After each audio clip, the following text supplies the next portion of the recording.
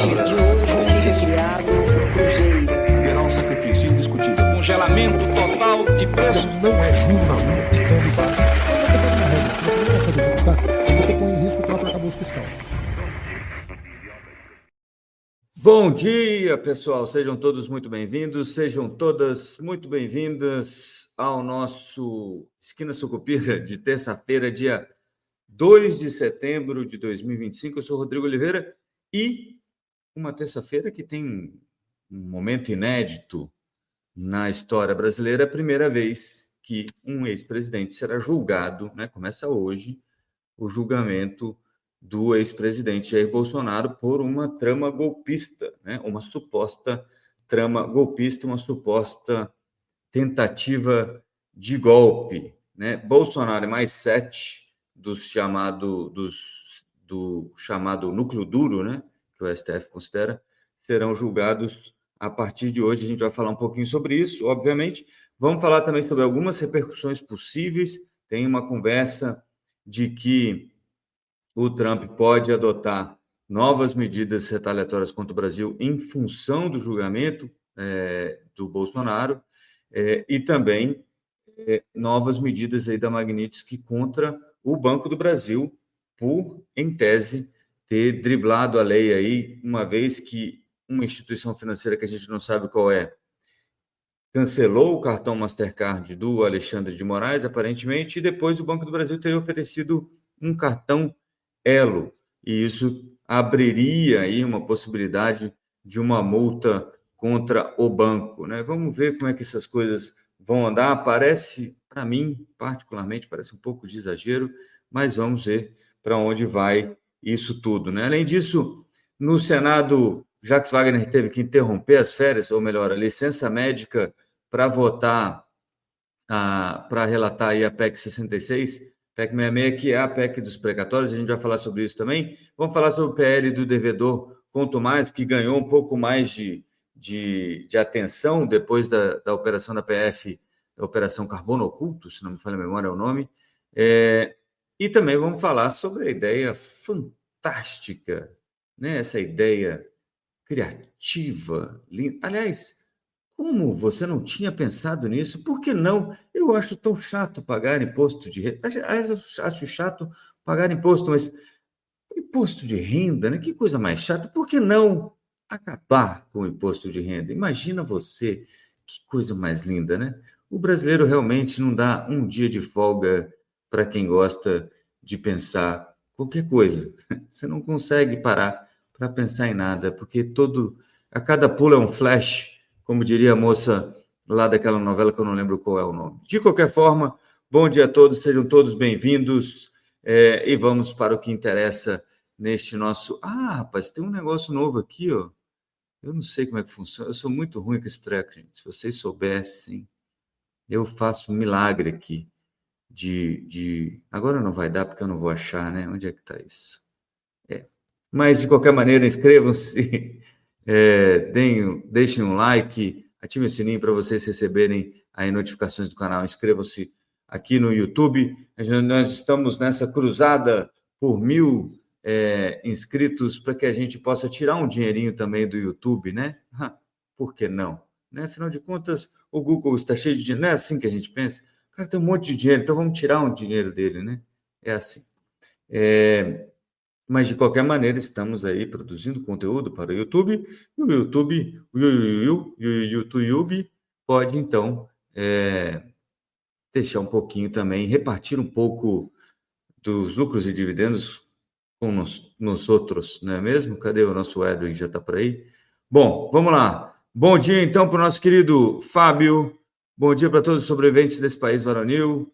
Isso é irresponsabilidade com chapéu alheio, a coisa mais divertida do mundo. Yahoo! Bom dia para a nossa querida Lúcia Conag. Bom dia, sucupira de meu Deus. Maria Lúcia atrasada hoje. Quem diria, hein, Maria Lúcia? 3, você é terceiro bom dia de hoje. Já foi melhor, hein? Diz a Maria Lúcia aqui que este programa é um oásis no deserto. Além do mais, é comandado por alguém com o sorriso mais lindo da internet. Vai me comprometer, Maria. Wilson Júnior, bom dia, sucupira. Carmelina de Moura, bom dia a todos. José Márcio Ferreira de Souza, bom dia, Rodrigo. Preguiça de Matheus, bom dia e contagem para o Natal. É mais ou menos isso, né? Pelo menos a gente tem certeza de uma notícia boa no ano, que é o Natal. Eu gosto muito de Natal, então, para mim, é uma ótima notícia. Mas eu faço minha a dúvida aqui da nossa querida Maria Lúcia, que esse realmente é a repercussão do dia de hoje neste programa. Como foi o casamento da filha de Carmelina de Moura? Aliás, cadê eu não sei nem o nome da sua filha, Carmelina, para a gente dar os parabéns e desejar felicidade eterna, cent'anni, como diriam os italianos, para o casamento da sua filha. Aí, ó, respondido aqui, lindíssimo, disse Carmelina. Sempre é, né? Casamento é uma coisa bonita demais, eu acho mesmo, de verdade. Muito bem, vamos ao que interessa, não é, meu povo? Vamos ao que interessa. Além do casamento da filha da Carmelina, o STF começa hoje o julgamento, então, do Bolsonaro sobre essa suposta tentativa de golpe. Você vê como são as coisas, a gente fica com tanto receio com as coisas. Hoje eu tive que me policiar. O aniversário da minha filha foi maravilhoso, Maria Lúcia. As meninas estão cada vez maiores, não é mesmo? Muito obrigado pela pergunta também. Aqui, ó, vou colocar você de novo. Começa então o julgamento do Bolsonaro hoje, dia 2 de setembro, vai até o dia 12 de setembro, é o calendário que a primeira turma do STF definiu para esse julgamento. Lembrando que não vai a plenário, né?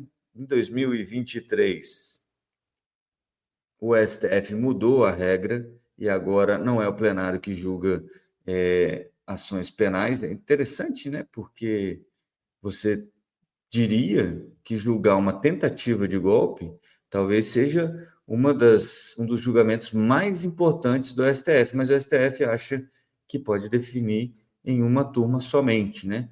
Então, a primeira turma que ficou responsável por esse julgamento e é composta por Flávio Dino, Cristiano Zanin, Carmen Lúcia, Alexandre de Moraes e Luiz Fux.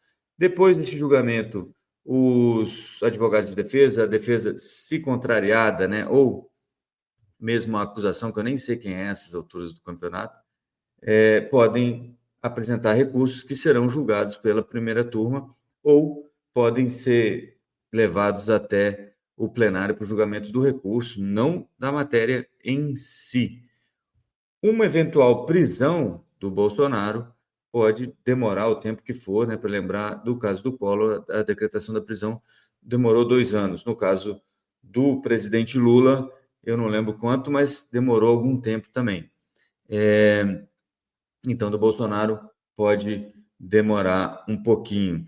A Maria Lúcia está perguntando dos ministros quem é indicado pelo quê, né? O Flávio Dino foi indicado pelo Lula, o Cristiano Zanin pelo Lula, a Carmen Lúcia pela Dilma, eu acho, o Luiz Fux pela Dilma e o Alexandre de Moraes também pela Dilma, se não me falha a memória. Mas eu não vou saber aqui, tá? Então, não confiem no que eu estou falando aqui. Isso também não deveria ser importante. Eu costumo não levar isso muito em consideração, né? Afinal de contas, o cara, quando vira ministro do Supremo, ele meio que toma vida própria, viu, gente? Porque ele vira uma espécie de rei supremo, né? O cara ou a moça, né? No caso aí da nossa querida Carmen Lúcia. Então, eu não sei se eles batem continência ou pegam bênção com... o Moraes foi o Temer, obrigado, Ricardo.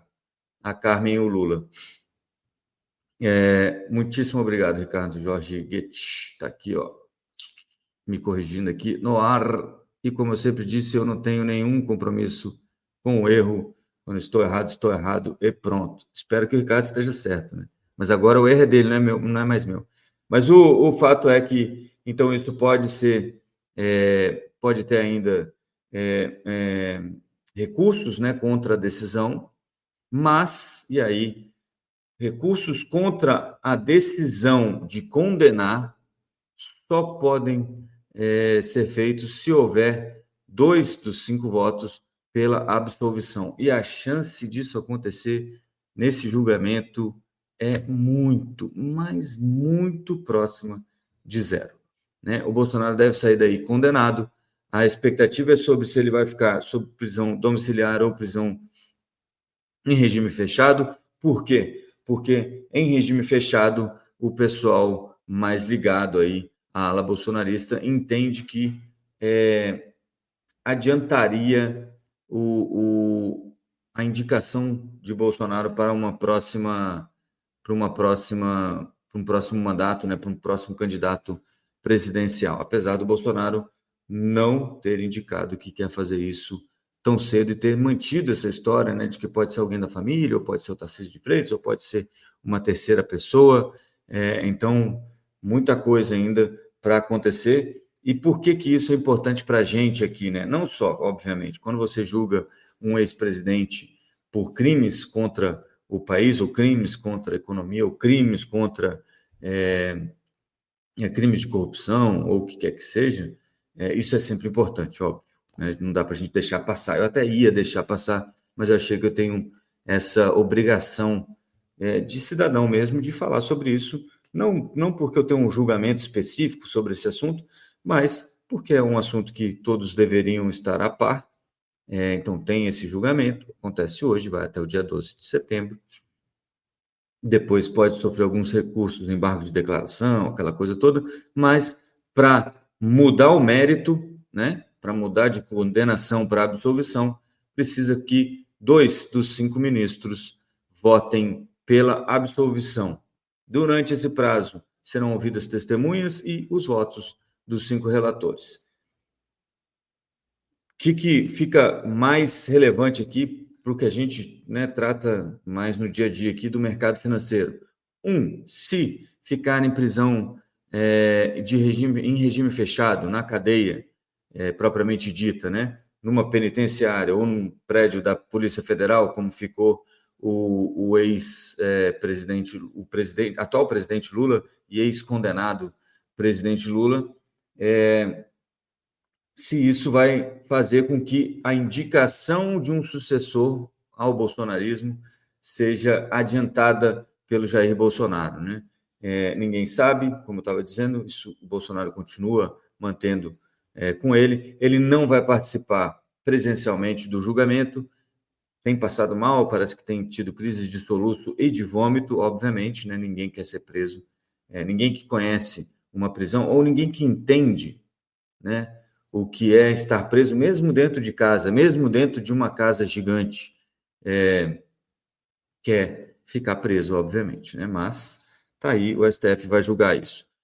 Também, para a gente aqui, interessa a repercussão disso com os Estados Unidos, uma vez que o nosso querido Donald Trump já falou que as tarifas e magnetes que têm a ver com o que ele chama de uma violação aos direitos humanos com o julgamento do Jair Bolsonaro no STF. O Gilson Souto Maior está dizendo o seguinte: olá, Rodrigo, falo da França. Bonjour. Na França acho que já não é bonjour, já é bonsoir, né? Alguma coisa assim. Minha questão é: há risco de manter investimentos no Banco do Brasil com todo esse contexto? Vou responder já, tá? Mas não. Aliás, vou responder já. Não há risco. Daqui a pouco eu explico, tá? Bom, risco sempre há, né? Mas eu vou explicar isso melhor já. O Matheus está dizendo aqui que o Bolsonaro já está preso, ruim nesse julgamento, é a cortina de fumaça que fazem e muita coisa acontece por trás disso na economia e na política. Também acho, Matheus. O Edwin dando bom dia aqui, como levar? Eu acho que isso é francês, hein? Eu não sei. Buenos dias, Maria Lúcia. Bolsonaro, em vez de agir como um estadista e aproveitar a situação como uma oportunidade de se destacar, comporta-se como chorão e ainda prejudica a terceira via. Bonsoir depois das 18. Muito obrigado, Gilson. Estou aprendendo aqui várias línguas. Eu sou um cara troglodita que fala várias línguas, mas por que não aprender um pouquinho mais? Levar é espanhol, é isso? E é lesvar ou é levar? Pronuncia o S ou não? Mas vamos lá. Então, o que interessa aqui é, além dessa parte eleitoral, porque você tem o trade de Tarcísio, você tem também a parte econômica, que é o caso do Banco do Brasil. E aí já vou entrar na pergunta do Gilson Souto Maior Júnior, o Gilson, que pergunta sobre se é seguro, se há risco investir no Banco do Brasil hoje. O Lorival Santana, da CNN, comentarista da CNN, ontem publicou essa notícia aqui, dizendo que o governo Trump prepara novas medidas contra o Brasil e que os alvos agora são o Banco do Brasil e as importações da Rússia. Então, a importação que a gente faz de óleo diesel da Rússia pode trazer novas tarifas e dificultar ainda mais a tentativa, né, porque não está tendo negociação do Brasil com os Estados Unidos sobre as tarifas. Né? Lembrando que o Brasil importa boa parte não, até 30 e poucos % do diesel que a gente consome aqui dentro. A gente não tem capacidade de refino, a gente manda o petróleo para fora, compra diesel refinado, e muito disso a gente está comprando da Rússia. E aí, não é o Lula e a esquerda, blá, blá, blá. Não, o Bolsonaro também fazia isso, né? Só para a gente ficar com as coisas no lugar correto. Mas aqui o que interessa mais para a gente é como é que o Banco do Brasil pode sofrer sanções. O Banco do Brasil pode ser multado, que é a mais provável, porque, em tese, seria multado porque ofereceu um cartão, isso é o que o pessoal tem dito, tá? Eu acho isso muito estranho, mas teria oferecido um cartão Elo para o Alexandre de Moraes, que teve o seu cartão Mastercard, como é que se diz? Cancelado, basicamente, em função da Magnitsky. Ninguém disse se foi o Banco do Brasil que cancelou o Mastercard e trocou por um Elo, mas algumas publicações dizem que, segundo fontes, foi outra instituição financeira que teria cancelado o cartão do ministro Alexandre de Moraes, e então o Banco do Brasil ofereceu um cartão Elo para o ministro que está sob a lei, né, está na lista ali, sob a lei Magnitsky, é uma lei utilizada contra terroristas, ditadores e violadores de direitos humanos. E a pergunta que fica é exatamente essa que o Edwin está fazendo. BB vai ficar em promoção? Mas antes de falar isso, deixa eu responder o Gilson.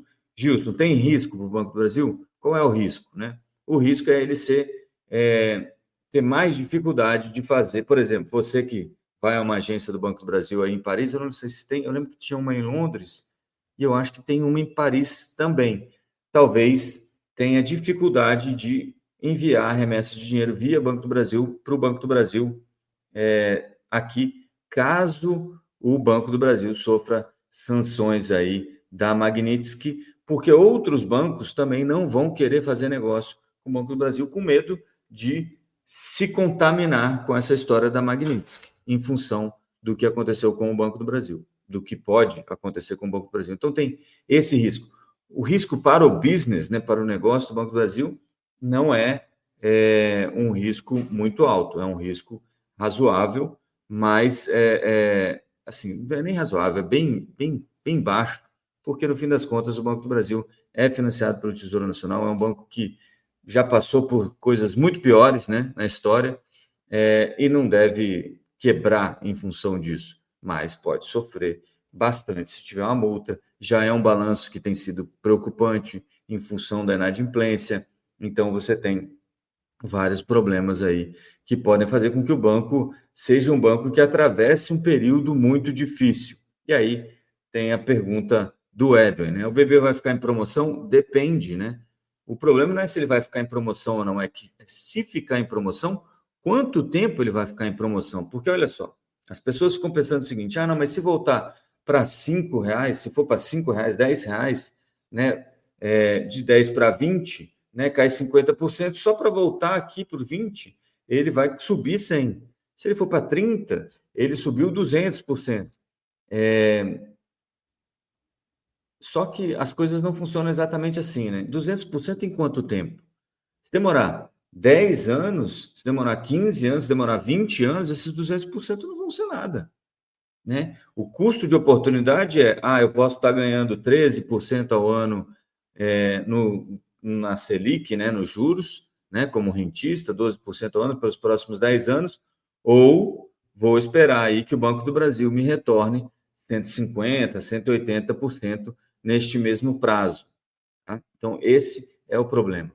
Tirando a Magnitsky, tirando esse peso que está sendo dado aí a essas sanções internacionais, o banco ainda deve enfrentar 2 trimestres, pelo menos, de resultados muito ruins, de lucros ruins, e embora a pessoa física e o investidor estrangeiro estejam segurando o preço, ontem mesmo o Banco do Brasil caiu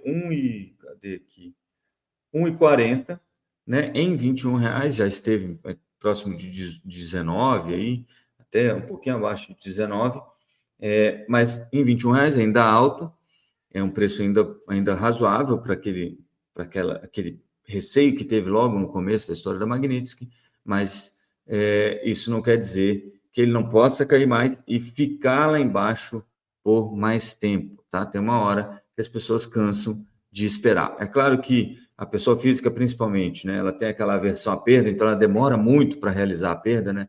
Ela compra 21 e o negócio vai a 16, 15, 10 e ela fica segurando porque, putz, agora vai ter que voltar. Se eu vender, eu vou realizar prejuízo, isso acaba segurando, sim, o preço do papel, porque aparentemente 80% do free float, né, que são as ações em circulação do Banco do Brasil, estão na mão de pessoas físicas e investidor estrangeiro. O investidor estrangeiro talvez não demore tanto assim, né? A hora que apitar lá a Lei Magnitsky no Banco do Brasil, o pessoal vai embora. Lembrando que a quantidade de Brasil no portfólio global é pequeníssima. Então, a quantidade de Banco do Brasil, que é um pouco da quantidade de Brasil como um todo, é nada. Então, o cara sai daí em um piscar de olhos, basicamente. Tá? Então, é isso que a gente tem que ver. A Maria Lúcia está dizendo que, aparentemente, o BB cancelou o Elo também. Né? Então, o Alexandre de Moraes, coitado, vai ter que trabalhar com papel moeda. Né? Só ele, no Brasil, provavelmente vai ter dinheiro na mão para fazer compras. Bom, então esse é o momento que a gente está vivendo e esse é o momento que a gente está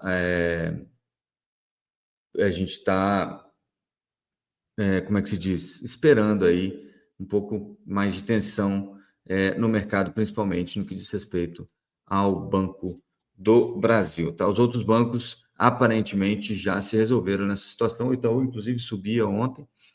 Teve uma reunião com o próximo presidente do STF, que eu esqueci o nome agora, para falar sobre essa situação, mas parece que está tudo acertado. Né? O Banco do Brasil é o que fica mais exposto aí por ter como principal acionista o governo brasileiro.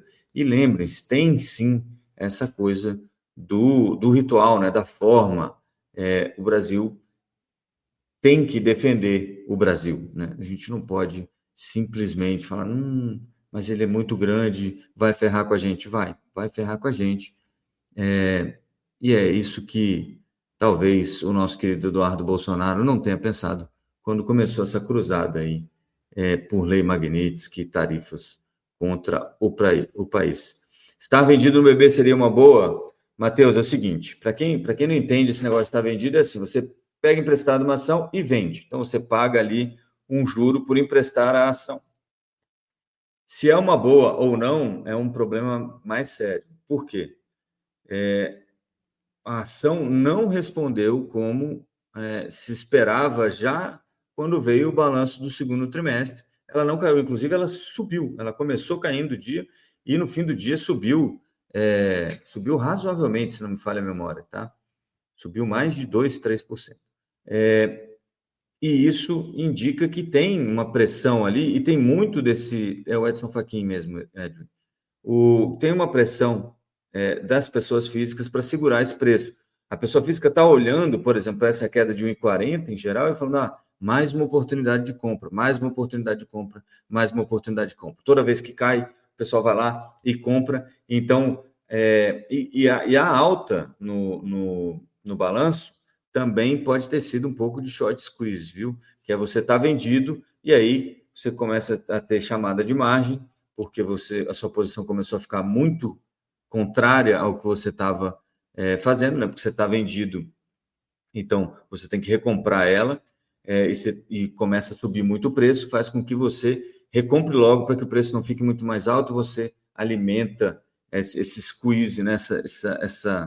Esse aperto contra os vendidos. Então, assim, eu acho que estar vendido no Banco do Brasil agora faz sentido teórico, mas na prática parece um risco que não vai se pagar, basicamente, entendeu? Entendeu o que eu estou dizendo? Se você olhar só para os números, você fala, cara, quase um no-brainer você está vendido em Banco do Brasil a esse preço.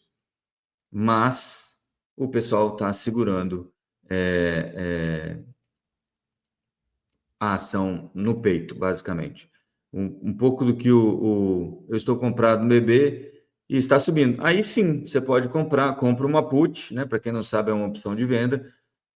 Compra uma put só para fazer um seguro. Compra 5, 10% abaixo do preço de tela aqui para fazer uma segurança, né? Lembrando que se subir, tudo bem, você vai perder o dinheiro da put, né? Porque você comprou a put, mas você se protegeu aí caso saia alguma coisa com a Magnitsky, etc. e tal, porque aí sim deve assustar bastante, principalmente o pessoal estrangeiro. E aí deve cair com uma velocidade muito alta. E ter uma put é como ter um seguro, né? A gente estava falando disso outro dia, inclusive, é como ter um seguro de carro. Você não compra e fica torcendo para bater o carro para usar o seguro, né? Você compra para que, se você tiver um problema que vá comprometer muito do seu orçamento, você então ter a chance de gastar menos. E essa é a ideia. Você pode, no caso de estar comprado em uma put e o preço cair além do preço da sua put, do strike da sua put, você pode então vender as suas ações mais caras, né? Ou comprar ações novas e melhorar aí o seu preço médio, já que você é um comprado em Banco do Brasil, né? É isso que é uma estratégia de segurança, né? O Fábio aqui dizendo que uma coisa é esperar uma oportunidade de compra no BB e a outra coisa é abrir uma operação de venda, exatamente. Uma é você ficar do lado de fora esperando, se cair aqui a 19, eu entro. Se cair a 18, eu entro, sei lá, se tem um preço-alvo lá que você acha que vale a pena. E a outra é você ficar vendido. Agora, se você está coberto, você está comprando um seguro, é diferente, tá? Você não está vendendo a ação, você está só compra uma put, né, 5% aí, 10% abaixo do preço de tela e reza para que não seja exercida, né, que você não tenha que vender por esse preço mais alto, porque aí você vende por um preço mais alto e recompra por um preço mais baixo. Essa é a ideia da put, né? Eu vendi uma put, o pessoal que estava perguntando sobre opções, eu comprei uma put com strike, hoje o Banco do Brasil está em 21, em R$20. Se o Banco do Brasil cai abaixo de R$20, vamos supor que caia a 19, eu posso vender as minhas ações a 20, que é o preço da minha put, e recomprar as ações a 19, ganhando R$1 aí, melhorando meu preço médio. Essa que é a ideia de uma put como uma trava de segurança aí para a sua exposição ao Banco do Brasil. Beleza? Rapaz, estendeu esse assunto, hein? Bom, PEC 66, o Jacques Wagner vai voltar da licença médica para tentar salvar o orçamento da PEC 66, aquela PEC dos precatórios que excetua aí os pagamentos precatórios do orçamento, né, do limite de despesas do orçamento de 2026 e já está na peloa, né? É um dos problemas do projeto de lei orçamentária anual que está contando com o ovo ainda na galinha, né, como diria o outro. Então, você tem essa PEC que pode aí livrar 20 bilhões, mais ou menos, de reais no limite de despesas, o que, segundo o Ministério da Previdência Social, pagaria, então, honraria o auxílio maternidade previsto e alguns outros benefícios, mas o auxílio maternidade principalmente, que está em 12 bilhões, se não me falha a memória, para o ano que vem. Pelo menos é essa a narrativa que o pessoal está colocando na PEC 66. O Jacques Wagner estava de licença médica e vai voltar aí para proteger, para tentar defender o orçamento nessa semana. Em princípio, o Senado vota na PEC 66 ainda esta semana. O Senado também vota nessa semana o PL, esqueci o número, mas é o PL que fala sobre o devedor quanto mais, que é um projeto de lei que o Davi Alcolumbre não tinha muito interesse, mas depois da operação da PF Carbono Oculto ficou ruinzinho para você não votar esse tipo de matéria, né? A ideia é você endurecer aí as regras contra os devedores contumazes, que, segundo o relator Efraim Filho, senador Efraim Filho, tem a ver com empresas que devem mais de 15 milhões de reais à Receita Federal e fazem isso porque são empresas de fachada, empresas para lavagem de dinheiro, como as que foram ou as que estão sendo acusadas aí deste crime pela Polícia Federal na operação aí Carbono Oculto.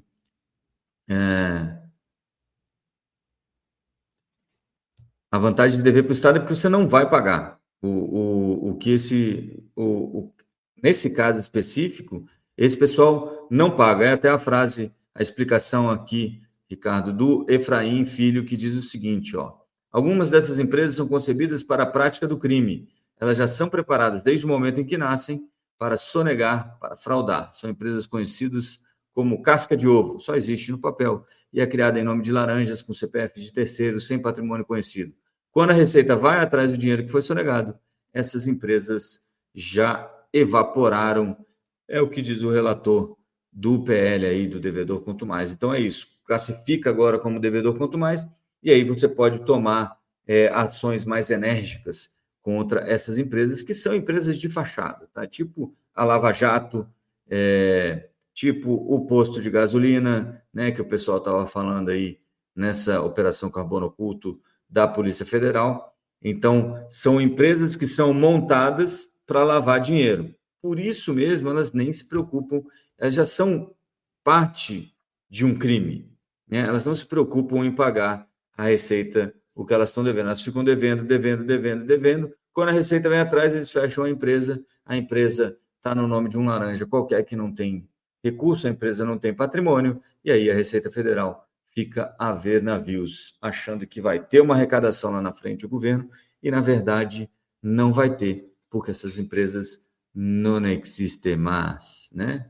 Tá bom meu espanhol, hein, Edson? O Carlos chegando agora, bom dia. Natécia Mendes, bom dia também. Então, junto com essa história, né, de arrecadar e não arrecadar, eu queria... Ricardo está muito pessimista, Ricardo. Fique calmo. Pode ser que vai vir alguma coisa. Vai que a gente começa a combater o crime. Eu acho que tem essa coisa. Quando o crime começa a ficar muito grande, a gente combate. Porque começa a atrapalhar muito, né? No fim das contas, uma coisa é você, supremo líder de uma corte qualquer, estou dando um exemplo qualquer, você manda prender e manda soltar. Agora, contra esse tipo de gente, você manda prender e no fim do dia sua família está assassinada, né? Então, os caras também, chega um momento que o pessoal começa a ficar, opa, está muito grande isso aqui. Talvez seja nesse nível que chegou o PCC agora, que tem vários braços econômicos aí pela sociedade brasileira, né? Bom, falando nesse dinheiro que a Receita acha que vai arrecadar e quando chega lá é uma empresa de fachada, né? Tem gente que está mais preocupada ainda do que isso e acha que o brasileiro paga muito imposto, então a gente devia extinguir o imposto de renda. Eu não vou falar nada, a gente vai ouvir a nossa querida deputada Júlia Zanata, e aí depois a gente comenta qualquer coisa aqui. Primeiro vamos ouvir o que ela tem a dizer, afinal de contas é importante saber o que a pessoa que propôs essa ideia tem em mente, não é mesmo? Sumiu. Que está. Olá pessoal, eu apresentei um projeto de lei para extinguir o imposto de renda no Brasil e vou te explicar. O brasileiro não aguenta mais ser tributado quando nasce, quando respira, quando morre, enfim, em todos os momentos da nossa vida. Por exemplo, acabei de abastecer aqui no posto e deu 256. Só de imposto aqui dessa nota tem R$ 89. Isso é imposto sobre o consumo. Além do imposto sobre o consumo, a gente também tem que pagar imposto de renda. Então o governo precisa se decidir. Nós vamos pagar imposto sobre o consumo ou sobre a renda? Muitos vão dizer que eu não entendo de economia, mas esses são os mesmos que defendem que é o Haddad que entende de economia. Vou até parar aqui rapidinho, mas ela está certa nisso, né? Muita gente vai dizer que ela não entende de economia, porque realmente ela não entende de economia. E ela diz que isso não vale, porque quem fala isso acha que o Haddad entende de economia. Não, essa pessoa está certa quando fala dela e está errada quando fala do Haddad. Não tem problema, a pessoa não está sempre certa ou sempre errada, né? Eu acho que é mais ou menos isso, mas vamos continuar aqui com a nossa querida deputada. O governo Lula, que tem aumentado impostos a cada 37 dias e mesmo assim não consegue fechar as contas. Sabe quem defendia o imposto de renda? Marx, no Manifesto Comunista, listou entre as 10 medidas que necessitavam para implantar o comunismo, estava lá o imposto de renda fortemente progressivo. Aqui no Brasil, o imposto de renda foi criado em 1920. Só para a gente deixar as coisas acertadas aqui, imposto de renda progressivo quer dizer paga mais quem ganha mais, tá? Fortemente progressivo quer dizer isso, paga ainda mais quem ganha ainda mais. Então, quem ganha até R$5.000 não paga nada. Quem ganha até 7 mil e uns quebrados, paga um pouco menos. Quem ganha mais de 10, quem ganha 10, paga mais. Quem ganha mais de 15, paga mais. Quem ganha 50, paga muito mais. Quem ganha 100 mil, e assim seria. É que, na verdade, não andou assim no Brasil, mas vamos lá. E no mundo foi criado sob o pretexto de financiar guerras. Hoje, a única guerra que a gente vê financiar é a guerra do Estado contra o próprio cidadão, que se vê forçado a ter que entregar uma parte do fruto do seu trabalho para o governo, sob pena de ser até processado criminalmente. O que vivemos no Brasil hoje não é mais pagar imposto, e sim espoliação legalizada, extorsão. E para quê? Saúde. Metade da população brasileira não tem acesso ao saneamento. Educação, nós figuramos entre os piores rankings do mundo, né? Segurança, 26%, notícia recente, 26% do território nacional, o que significa 50 milhões de pessoas, vivem sob regras de facções criminosas. Então, o que estão nos devolvendo em forma de serviços públicos, sendo que quem tem uma condiçãozinha ali para pagar, sempre tem que pagar plano de saúde, educação privada e segurança privada. Então, isso não está certo. O meu projeto de lei levanta um debate importante. E tem gente que diz que é populismo, que ele não vai passar, mas não vai passar não por minha causa, porque eu vou tratar esse meu filho aqui, o projeto 4329, como um dos mais importantes no meu mandato. Não adianta fingir papinho bonito de justiça tributária e o que vai entregar é pobreza para a população. Inflação elevada porque não sabem gerir a máquina pública. O PT nunca soube. E são esses mesmos que dizem defender o povo e querer que o pobre tenha mais acesso a dinheiro, que estão tirando o dinheiro do bolso do povo trabalhador. Se a gente eliminar o imposto de renda e deixar mais dinheiro no bolso do povo, eu tenho certeza que o Brasil será um país próspero para todos. Bom, tá aí a opinião da deputada. É claro que é populismo mesmo, óbvio que isso é populismo, até porque não está atacando o cerne da questão, que é como a gente gasta, né? O acordo que a gente faz social é que a gente elege pessoas, ou a gente tem representantes, e essas pessoas vão trabalhar em prol da gente. É como se fosse o síndico do prédio, né? Em magnitude muito menor, né? Em dimensões muito menores. Você paga um síndico do prédio que é para ele contratar quem limpa, é ele que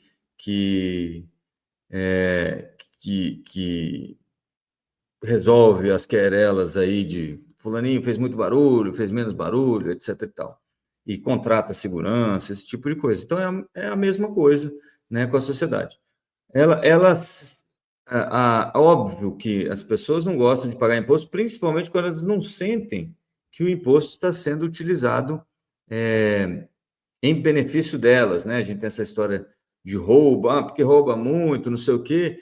rouba muito, mas, né, eu vou falar o que é meio polêmico aqui, mas quando você pensa em 2, 3, 5, 10 bilhões no orçamento brasileiro de trilhões, o que é roubado é besteira, né? É trocado. É claro que é óbvio, seria melhor que não se roubasse absolutamente nada, mas não é esse o problema, né? O problema maior, muito maior, é como a gente gasta. E a gente gasta mal, a gente gasta muito, e é por isso que a gente precisa de imposto para pagar esses gastos. Se a gente não quiser que esses gastos sejam feitos, é isso que a gente tem que brigar, porque aí, neste momento, aí não tem mais o gasto, a gente pode, então, acabar com o imposto de renda, IPVA, IPTU, ISS, ICMS, o que tiver, a gente vai acabando conforme a gente vai abrindo mão, né, de alguns serviços. Então, é esse problema aí da dicotomia, mas a causa não é o imposto de renda, na minha modesta opinião. Aliás, dos impostos no Brasil, talvez seja um dos mais justos, né? Porque você pensa o seguinte, o imposto sobre o consumo, que é o IVA, ela também fala numa entrevista, acho que para o antagonista, ela fala que, olha só no que deu, esse negócio de imposto, agora a gente vai pagar o maior IVA do mundo, não, né? A reforma tributária sobre o consumo, não, a gente não vai pagar o maior IVA do mundo, a gente já paga. A diferença é que a gente não consegue ver, porque é um monte de penduricalho. Agora, quando você transforma em IVA, todo mundo está vendo, é isso tudo aqui que eu estou pagando, e obviamente é muito mais regressivo, né? Contra o progressivo ali do Marx. O imposto sobre consumo ele é muito mais regressivo. Por quê? Se eu ganho R$1.000, compro algo de 100 e 10 e pago R$50 de imposto, eu tenho ali 5% da minha renda em imposto.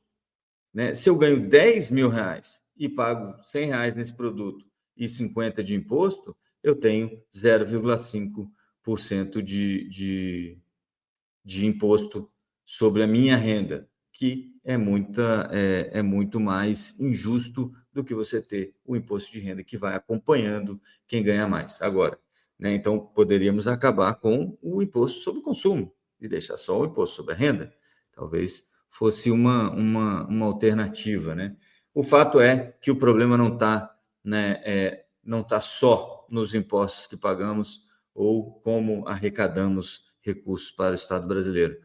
Tá também e talvez principalmente na forma como gastamos e aquilo que esperamos. Essa é a discussão que, na minha opinião, deve ser feita, mas a professora, a deputada Zanata aí, talvez acabe fazendo um bem, que é levantar essa lebre aí dessa discussão. Eu acho que as chances de passar o fim do imposto de renda é próxima de zero, mas é aquela coisa, né? Chance sempre tem. Se existe, tem chance de passar. Então, é mais ou menos isso. Vamos lá. Aí tem comentários aqui sobre o Ricardo aqui dizendo que só pagamos para não ser preso. É claro que é populismo, diz o Fábio. Ninguém fala em cortar gastos, exatamente o que eu estou falando. O Edwin dizendo que está esperando oftalmologista no SUS tem 3 meses.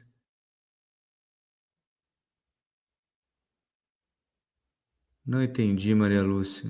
Eu acho que é o aumento de 15% no plano de saúde, né? Acontece mesmo. Tem esse tipo de coisa também. Muito, mas aí o que você faz? Troca de plano. Troca de plano que eles te ligam. Eu acabei de fazer isso. Me ligaram ontem para... Olha, não, a gente tem um desconto. Você fica no mesmo plano, com baita desconto, ainda dá um seguro de vida e plano de saúde odontológico grátis. Tá vendo como são as coisas? A gente tem que se mexer. Quando tem essas coisas de você poder migrar plano, aí eles acordam para a vida também, né? Vamos lá, vamos falar aqui, só passar o nosso giro dos mercados rapidamente, para a gente poder, então, ir embora com nossas vidas e acompanhar o desenrolar do dia de hoje, que promete ser intenso. Vamos lá, nosso giro dos mercados. Cadê meu GC aqui? Agora sim.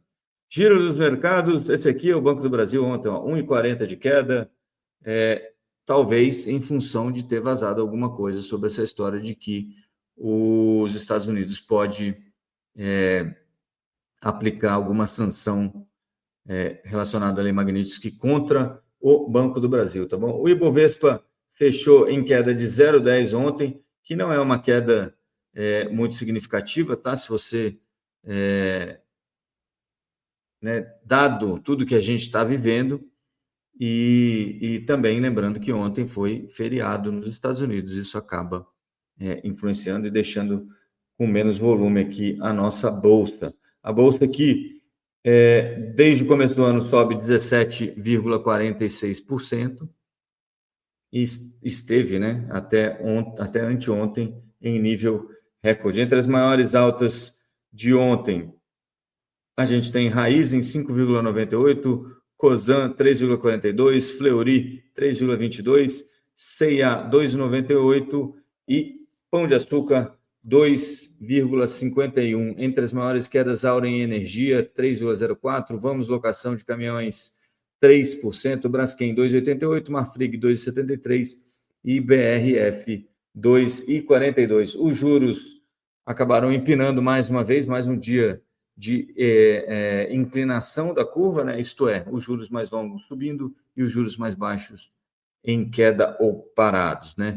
Apesar disso tudo, hoje tem PIB que deve desacelerar um pouquinho, mas não deve mudar a convicção do Banco Central de que é necessário manter os juros em 15%, pelo menos durante o ano de 2025. Pelo menos é isso que a gente tem visto e que a gente tem entendido nas falas do nosso querido Gabriel Galípolo. Só para terminar aqui, Nasdaq ontem fechou em queda de 1,22%, S&P 500 0,64%, e agora futuro de Nasdaq caindo 0,97% e futuro de S&P 500 caindo 0,75% nessa volta do feriado aí, do Dia do Trabalho nos Estados Unidos, beleza? O petróleo subindo 1,55%, o petróleo do tipo Brent, o barril do tipo Brent, próximo aí aos $70 já, e o minério de ferro em alta de 0,74%. O ouro subindo mais 1%, 3.481. Eu acho que isso aqui, inclusive,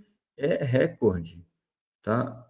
De se fechar nesse nível, vai ser recorde de fechamento para o ouro. 3.480, me parece recorde sim. O último recorde aqui, 3.431 em julho deste ano. Então, parece que o ouro mais um recorde. Eu tenho falado isso há algum tempo já.